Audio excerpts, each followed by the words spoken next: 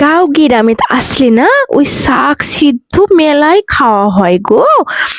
এই যে আজকে আবার দেখেছেন আমার এক বহিন এতগুলো বথুয়া শাক তুলে নিয়ে এসে দিয়েছে। সে এতই কচি আর সুন্দর, ওই গমের ভিত ওই আলুর ভিত বলে এক জগ্গর হয়ে আছে। তো এই বথুয়া শাক গুলে সুন্দর করে ধুয়ে পাকলে কাইটে লিয়ে এই দেখো এখন রান্না করবে আমার মাও। চুলে তাকে দিয়ে নিল শাক গুলে, তারপরে না লবণ আর কাঁচা মরিচ দিয়ে সিদ্ধ করে নিবে আর কি। এই শাকটা হেবি লাগে আমার মা খেয়ে, যদি গামছি দিয়ে খায় যা লাগে না। এই দেখো সিদ্ধ হইতে বেশি দেরি লাগে না। এই দেখো এখন রসুন আর তেলে সুন্দর করে এক না বাগার দিয়ে নিবে। ওরে আল্লাহ যা সেন ছুটে গেছে গো রসুনের।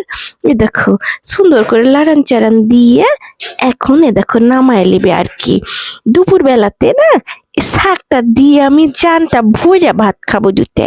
এই শাকটা মেলা গুলে আমার বহিন দিয়ে গেছে, আমি খুব পছন্দ করি বলে আমার মা আবার ভাব দিয়ে ওই ফ্রিজ টানতে না রেখে দিল, যা সময় খানটা লিয়ে যাব।